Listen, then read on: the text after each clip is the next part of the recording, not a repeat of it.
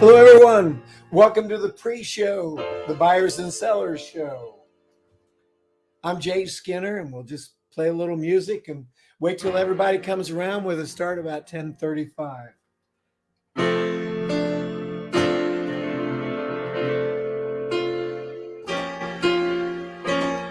Yeah.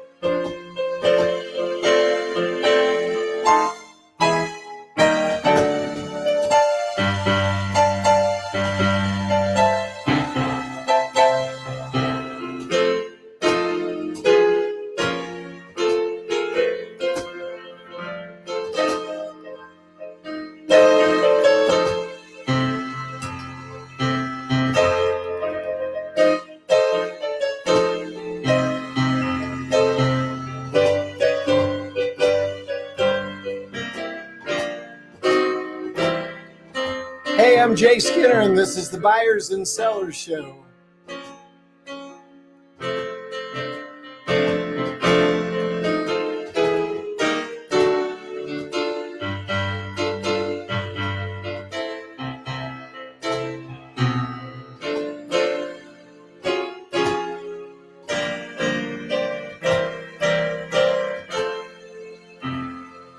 And we're live.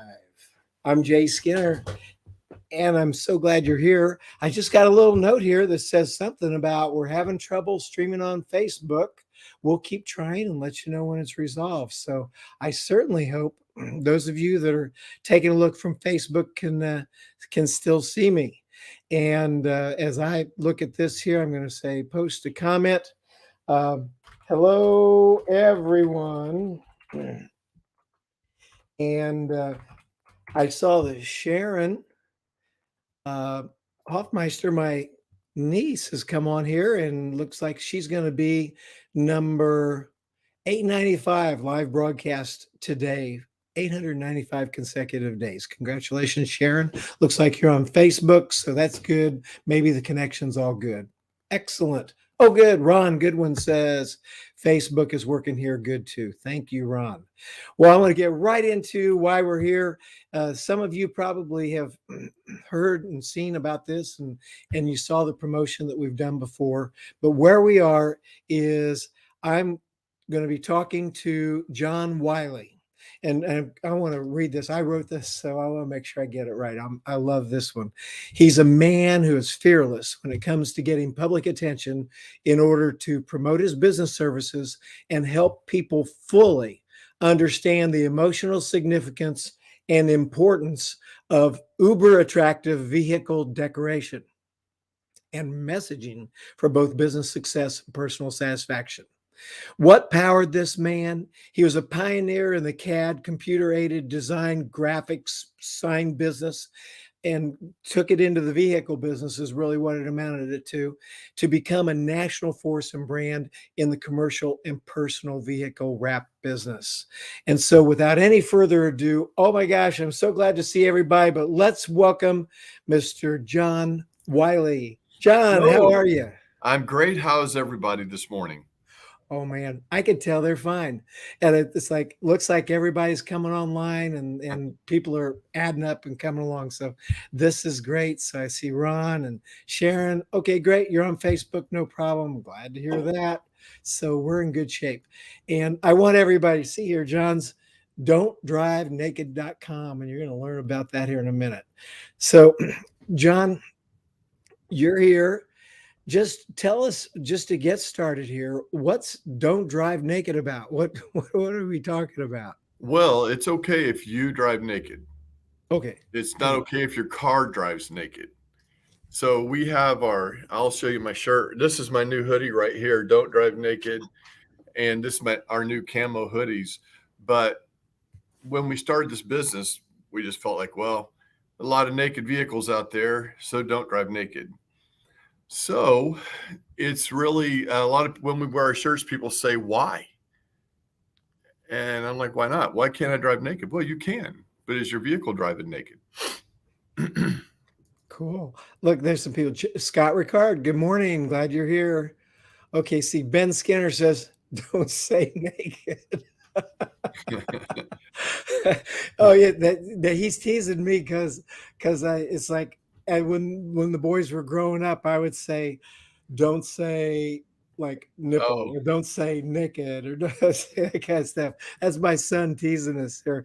And he says, you got the best setup at golf outings too. What's I'm that glad about? he's been to one. That's awesome that he's actually been to one. This is cool. So that's good. Rap. There we go, Ron Goodwin. Thanks. Ron Goodwin's in the shirt business, and he just recently did a big, powerful white T-shirt with the Ukrainian flag and a fist in it to support them. Sweet. And so, Ron, be sure and put your website up for that Yeah, so that I absolutely, can Ron. tell Nice to meet people. you. So as we're going in here, I just wanted to think. Okay, like we talked about this. Tell you were a pioneer in computer aided design and vehicle graphics. Kind of what's that story? How did that all start? What are we talking about there? Well, in 1982, I was about 20 years old and I started pinstriping cars for dealerships, rivet on body side moldings, and we just had rolls of film from 3M, different colors. Back then, it was a lot of orange and copper, but we had to make our own graphics packages up. So we actually cut shapes out. We built the graphics packages and then cut the corners and shapes out on the vehicle with Olfa knives with a very light touch. So we, in 1982, the bigger the package, the more revenue you had, more money you made. And then in the mid 80s, we were so excited that we could actually make letters on that vinyl. And of course, we knew what to do with them after we could make letters. But what happened is the industry borrowed the CAD industry technology from engineers, where they had these big wide plotters and they had different colors of pens, and they would go grab the pen and put all these lines on paper. And then one day somebody said, okay, let's put a knife in it and run it on vinyl. So the very first ones were really slow, and we were limited. Like the system came with one type style, and it was $200 a type style each after that. So when we could so I spent a lot of late nights cutting out shapes on my kitchen table that I could go sell to dealerships. Uh-huh. And just to be able to do this at all was just so exciting. So when you were doing the initial vinyl graphics, and just so people understand that just vinyl, different colors, they get cut in the shapes, and then you attach them to the cars, right? Yep. And back in the day, before you had these shapes being cut out automatically on CAD tables, what were you doing? They were cutting them out by hand on our kitchen tables. And we figured out how to take tape and make letters out of it. Uh-huh. And then did you say sometimes we were talking, you'd actually lay it on top of a car and cut it right on top of the car? Oh, absolutely. And we always sold the reality of that to the dealerships. One of my favorite dealerships I bought all my cars from was in Sellersburg, Indiana, at Jim O'Neill Ford. And he's one day I was cutting 4x4 out on the truck, and he goes, "What if somebody doesn't want that and they take it off?" I said, "Well, there's a chance there's going to be scoring on the paint that says 4x4 on it. So try not to sell it that way." But I never had to eat a paint job in all the years I started that I did that. But those are younger days. And then when the CAD, obviously the application of CAD to this industry, it was actually revolutionizing the sign industry. So what we had is we couldn't do letters on vehicles for fleet because you'd have to order them months ahead of time and get them die stamped, and then they wouldn't be the right size and things just wouldn't work out. So actual sign painters did most of that on fleet vehicles. So when this hit, and that meant we could do 100 or 1,000 of these decals, that revolutionized the sign industry. And that's about when I started selling equipment to people in the sign industry. So, what's Don't Pop the Balloon about? Well, that's all about the light touch on the knife. So we have you take the Olfa knife, which is really sold in wallpaper stores. It's got the little breakaway blades, but they have to be brand new. They can't have cut cardboard or paper. And brand new when you break off the tip, and you got the sharpest tip you can have, and then a very, very light touch just with your finger. And you have Mhm. to have good control because you only want to cut once. So when they're training people, a lot of times there's a Rap Institute, by the way, actually does training, and they train people with vinyl on a balloon, and they have to cut a shape out of the vinyl without popping the balloon. Oh my gosh, that's amazing. But the Well, Rap Institute is where they're training people to do it right.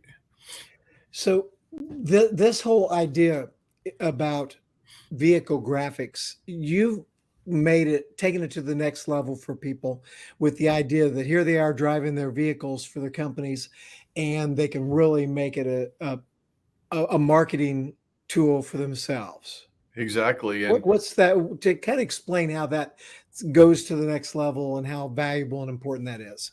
well, it really does, because they have to rise above the noise or rise above the din when they want people to recognize their company. And so you're building an emotional connection with your vehicles to your prospects and customers.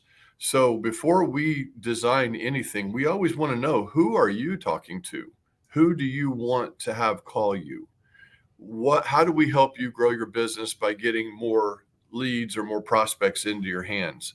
So if they are an industrial level company, they don't really need a full wrap. They need good graphics on it to legitimize why they're on a work site and let people know that the company is big and exists, et cetera. If they're going after retail, like a lot of the ones you're showing right now, they really want retail homes. So you can't get big enough. So that's Mhm. where we start using every square inch. And so actually you'll see a lot of these vehicles where you can't see the vehicle paint at all, because we're using every square inch to build an emotional connection. And so we're basically killing the white. Nice. Once you do And that, then let's mhm. say I got a good deal on a maroon one.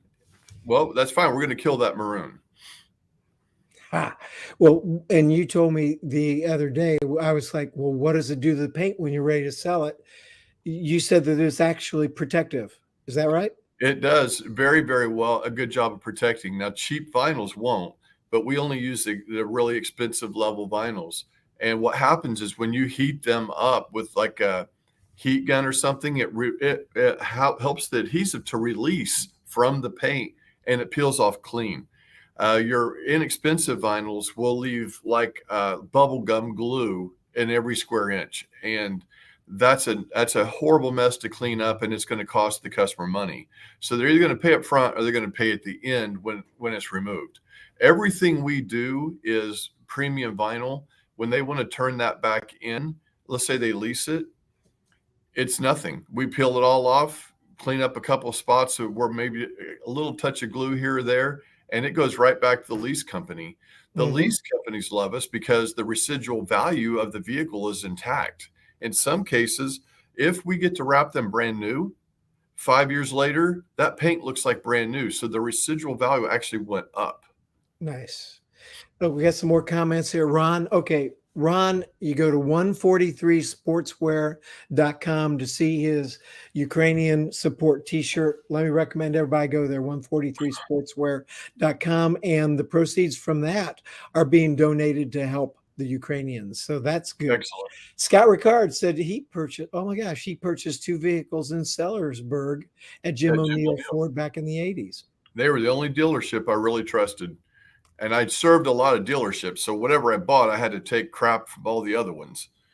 And they would let me come in, grab keys, test drive things, get my own plate. I it's like I turned it into self-service Mm-hmm. because Very I nice didn't really group. want to bother them. And I see them every day, right? Because I did Yeah. lots and lots of work for them. So, and let's see, Ron said t-shirts are walking billboards these are running billboards. You Oh, bet, they thank you. sure are. Um, then as we're going through here, the the computer systems, you did them back then, but in 1995, your first business out of your garage, working from home, putting something together was called Dream Street Graphics. Yep. And tell us about the transition from and how that all worked. Just get us up to year 2000 because this is Okay. an inspiring story. Okay. Well, in 1995, I'd already been around graphics for a long time, and I had sold equipment to help other people start fleet graphics companies. So in 95, after setting up 150 systems nationally, I felt like it was time to start my own business. So I was able to get equipment, start out of my apartment. I didn't have any money, but since I was tight with all the equipment people, I was able to get equipment. And I didn't actually leave my apartment and get a shop for almost 6 years. So I get a little weird feeling when people say, "Oh, you're so successful." I'm like, not really. I thought I'd be where I'm at now in 5 years. And what I had to accept is I didn't know anything about business. But Dream Street Graphics was sort of a mix of everything because I could go back to dealerships up here in Indianapolis. Of course, I didn't work up here in the 80s, but I could go out to the dealerships and just try. I wanted to sell anything and everything just to get a check, just to pay a bill. So I even did unsafe jobs. I look back on now and realize how scary that was. But when you're young, you know how it is. So Dream Street Graphics, we did dealership work, we did signage, but most of what it was fleet graphics. I really hit that really hard because that's what I really wanted in the first place. The problem is, how do you get customers? So, yeah, I struggle with that. Words I had to eat. Everybody said, "Well, how are you going to get customers?" I'm like, "Oh, I know how to do all this. I know how to run the design program. I know how to cut it, produce it, install it." They say, "Well, how are you going to get customers?" I'll worry about that later. So that's a set of words I've had to eat my whole life.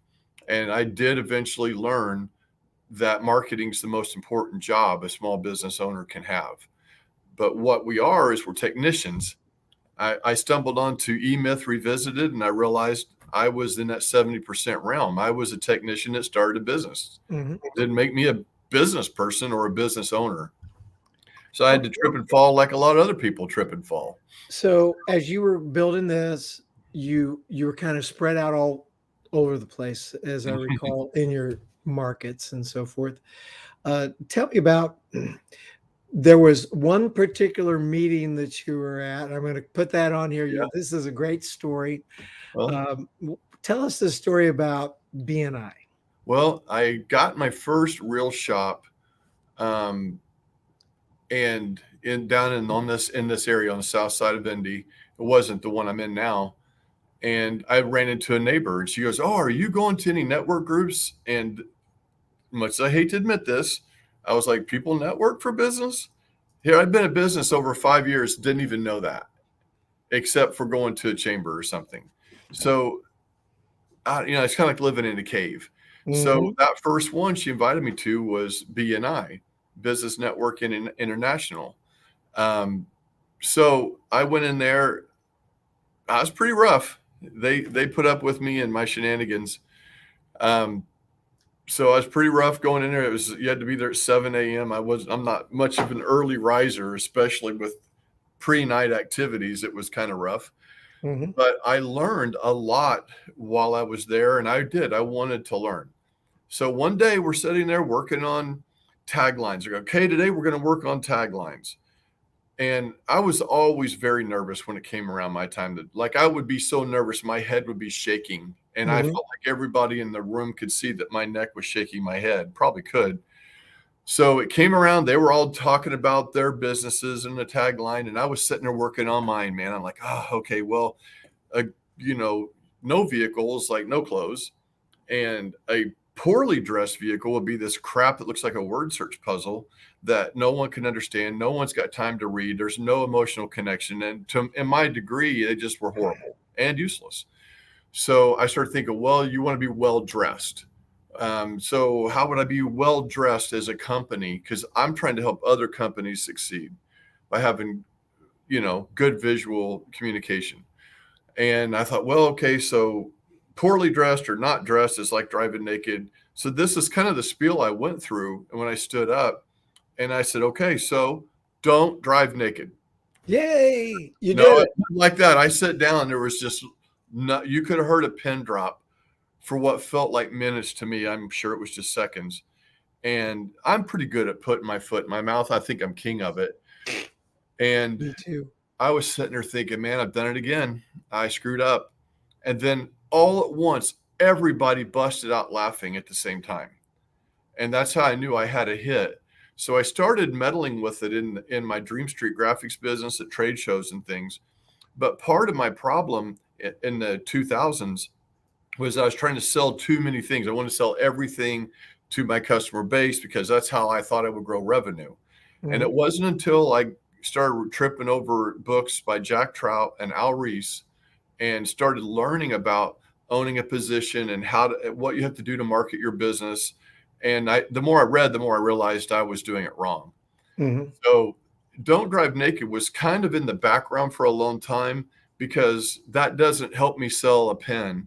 It doesn't help me sell a postcard or a business card. So, that whole trap of trying to be everything obscured that.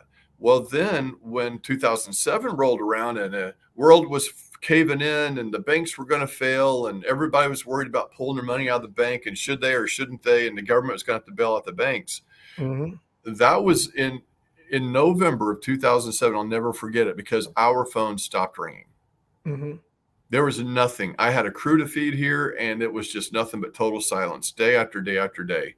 So I said, I had to thin down to, I only had 3 people after we shut down everything, but I got those people together. I said, okay, so we have shut down anything that's not vehicle graphics because that's the part we can actually control. We make it. We don't outsource it. So we can control the quality and we can control when it gets done. So I said, so we're shutting everything else down. Any calls come in, we don't do them anymore. All we do is vehicle graphics. And while we're doing that, I got an idea that I've had for a long time. It's called Don't Drive Naked. And I want to do Don't Drive Naked, but I've also read about making things viral. So naked has to be the big word. And if we don't have a naked woman with it, it's not going viral. It's just letters. And there it was. So we started going crazy with it. I was disappointed at how long it took me to actually get on the news. I thought they would come in front of your building, pitchforks ready to hang me on the nearest tree, and nothing happened for quite a long time. There you go. And there's a lot of Indianapolis people remember driving by down the interstate and spotting that years ago. It's like, oh my gosh, what's going on over there? And you had to go by a couple times to figure out what the deal was. And it's like, oh, I get it. But it certainly was remarkable. Well, we got everyone's attention. I love how you say fearless when you introduced me, but I wasn't really fearless. I was pretty scared to do it because I understand that I'm making a big chunk of Indianapolis hate my guts.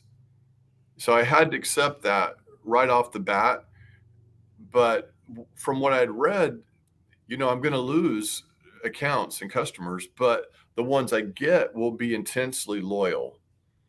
And I read books. I love books from Seth Godin. I know we mentioned Jeffrey Gitomer. He's been my sales trainer hero for decades. I was one of the early ones to get the Little Red Book of Selling, etc. One of the marketing books I bought had a big piece of duct tape across it, and it said "Made to Stick." And that book gave me a lot of ideas too. Seth Godin's The Purple Cow gave me the idea of how I needed to be very different.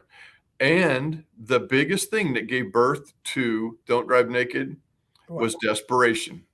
I didn't have any money. I didn't have any money. I know I got to market, and I realized marketing is expensive, takes forever. It's hard. And so what do you do when you don't have money? Well, whatever you put on that building better work. Yep.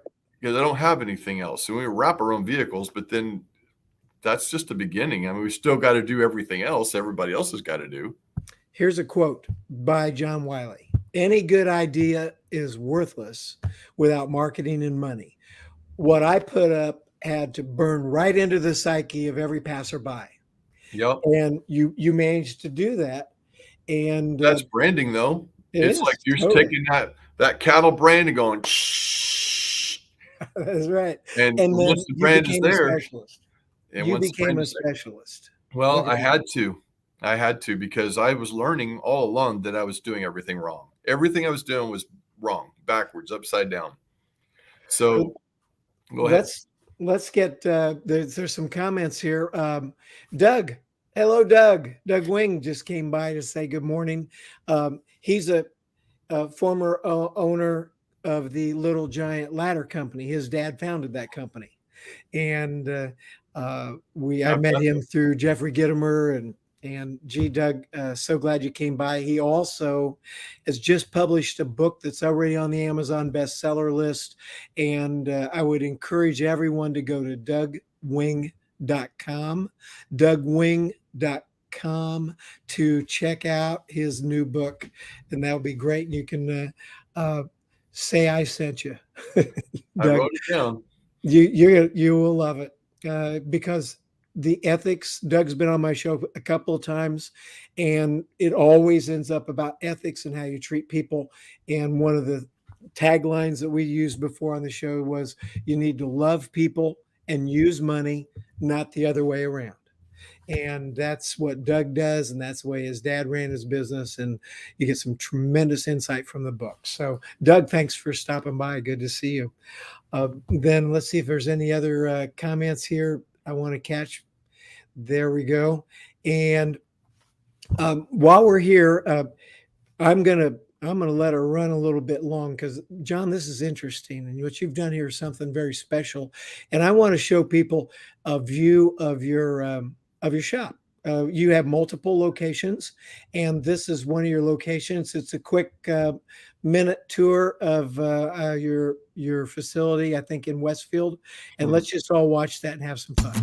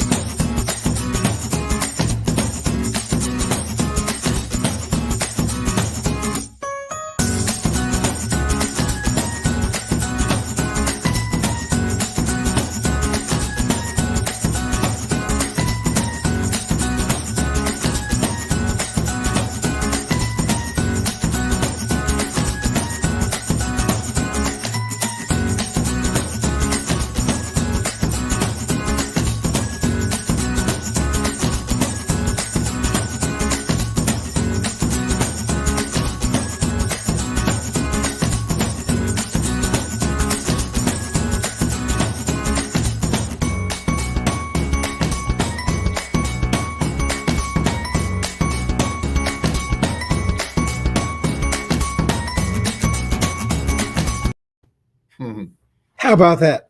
How about that? That's beautiful. That's my baby. You have multiple locations, and that's part of your success. It's duplicatable. Is this going to go all over the world, or how does this go? Hope I live long enough to spread it out. It's protected to be a franchise. It has been for several years, and we went through the whole process of trademarking with the USPTO, et cetera. But that also takes money too.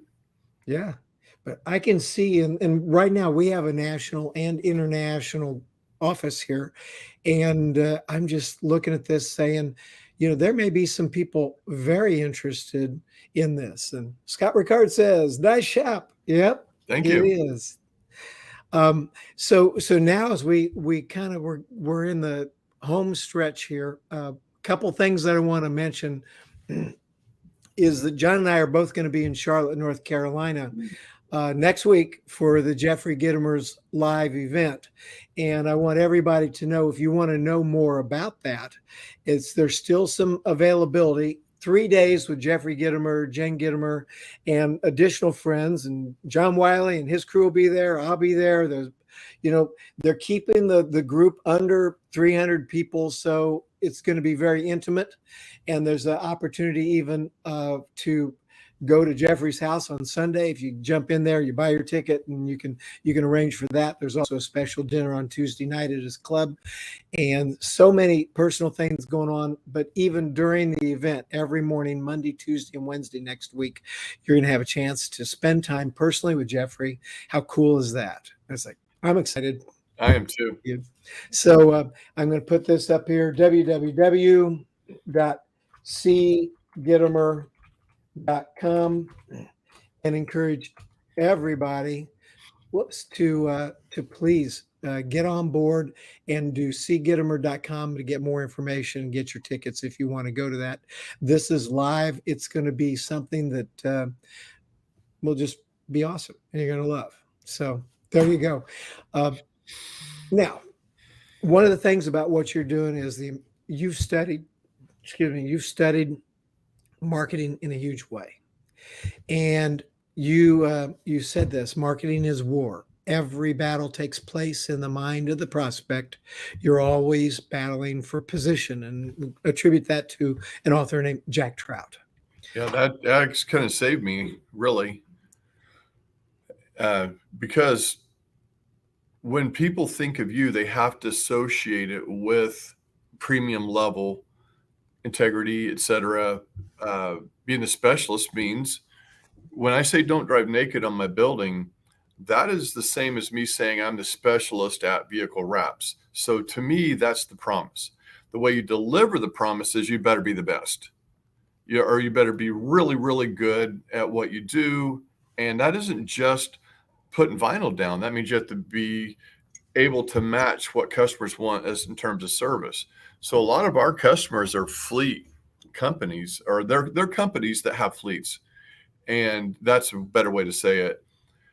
And they want their things on their vehicle. So what I did with one that really taught me a lesson is he has a couple hundred vehicles and he's having a lot of trouble scheduling them. And I said, I'll tell you what, let's just do this. You don't need a schedule. Just drop them off. We'll do them and you can come pick them up. And I said, if it's one or two cars, we'll have it done in 24 hours. And my crew back then just had a fit. They're like, what? Why would you promise something like that? I said, because we can do it if we want to do it. Mm-hmm. And what if they give you a whole bunch of them? I said, I think that fair play would step in. And it did. Years later, they had a whole bunch and they said, John, we got a whole bunch we're dropping off, but we don't expect you to do these in a day. They said it for us. So they always understood that I was trying to make the scheduling easy for them, which is important to that group of customers. Yep. So drop it off. We do it. It's gone.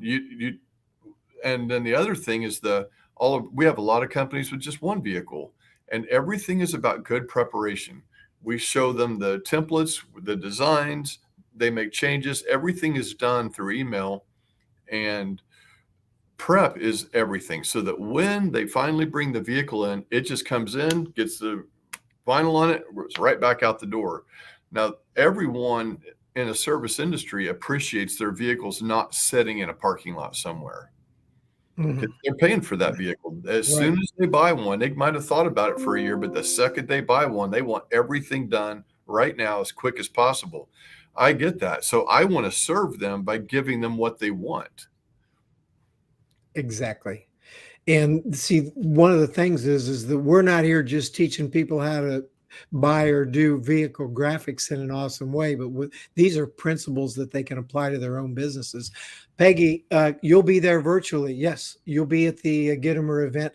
And people that say, well, I can't go to Charlotte, but you can get on that link at cgittimer.com, and there's a virtual where we're going to be broadcasting live every day through the entire event, and the videos will be available to you if you have to pop out and pop in. So it'll be available to you in your video library after that. So you can actually attend virtually now. That's an option for that show.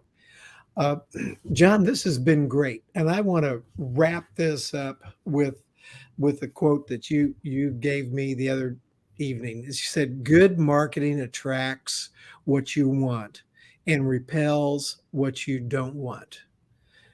Right. What's that about?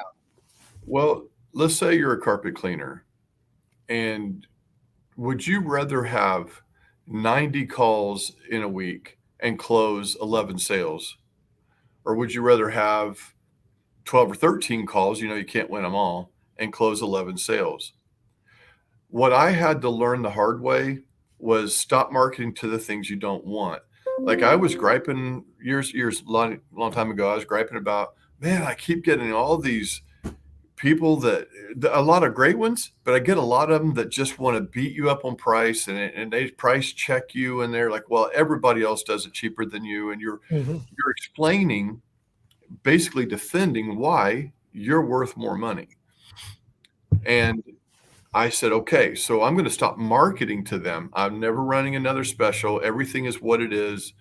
And that's how it's got to be, because you don't buy a car. Well, let's don't talk about cars, but you don't go in the grocery store or a restaurant and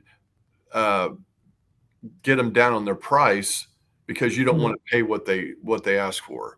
Yes. So when I quit marketing to them, I thought, okay, this is going to take a while. I was prepping my front end people. Okay, now when they call in wanting something dirt cheap or they want a sale or a special, here's how you handle it. The minute I quit running the wrong marketing, it stopped. It stopped right away, just like you hit the brakes in a car. It's all stopped. And I couldn't believe it that I actually had that control the whole time. Yeah. Just don't market to the, don't commoditize your product. They afford it, they can't afford it. Exactly. You And it's like, anything. I use that, and just a little inside secret here is that a lot of preparation goes into these shows. And so John and I were talking the other night about these things, and I used what I learned with that particular quote and this concept with one of my other clients just yesterday. I sat down and he was talking about, well, now we need to make a price special for this thing. And I said, no, we don't. If we've got to differentiate ourselves out there, let's do it some other way and figure out what we need to do. And don't be in such a hurry to do anything until we really understand what it is that we need to do in order to position ourselves so people still understand when they come to us, they're getting an excellent product and service for a fair price. That's all. And the true test is when you walk in and you got your crew and nobody has anything to do. And I don't care who you are. Yeah, you may be better than me at this, but I panic a little. And it doesn't matter what my P&L looks like or anything. It's like, I know I'll never get that time back. I'm real sensitive about that. And I just kind of panic inside. And that panic is what makes us make mistakes. Well, we better get online and tell everybody we're running 10% off and that'll fill up our day. Well, if it does, it's going to fill up your day with a lot of pain. Yep, it will. And not just that day. You'll get busy and you'll still be dealing with the pain of running that special. You're right about that. Well, everybody, I want to thank you, John, for coming. This has been a great time. We've had a good audience and good comments here. Before you go back into the green room, is there any last thing that you wanted to make sure we covered on this before you run back to the green room? And when you do, hang back there, because I'll be back there in a minute. Oh, look, got another comment. What do we got? Scott Ricard says, thank you, John, and keep rapping. Have a wonderful day. You too, Scott Ricard. Appreciate it. Thank you. Thank you very much. Anything else, John? I would just say the same thing. I'm always find myself telling people is it wasn't easy to make 100 or 200,000 people in this city hate my guts. It's actually kind of scary. When somebody walks up and they're like, you're that place on the highway, right? And I'm like, oh, which way is this going to go? But we did it on purpose. I knew it'd be painful, but I did it anyway. I don't want to market to the middle. That's where all your competition is. So love and hate, those walls have to be closed together. Here's love, here's hate. Slam that together, and there is no middle. Because with no middle, I'm forcing them to love me or hate me. Now, we all want everybody to love us. I sure do.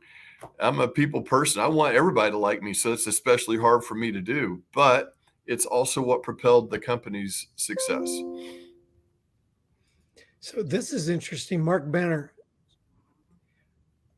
This is a link we'll have to check out. www.wiley.com. Never heard of it. Never heard of it.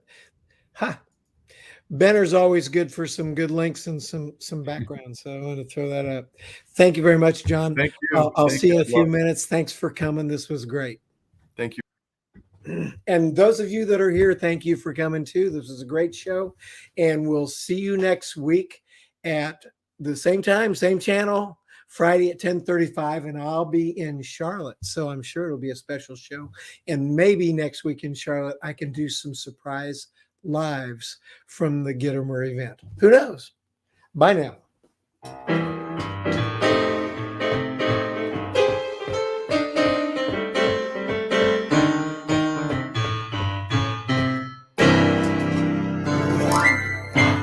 See you next week. Thank you.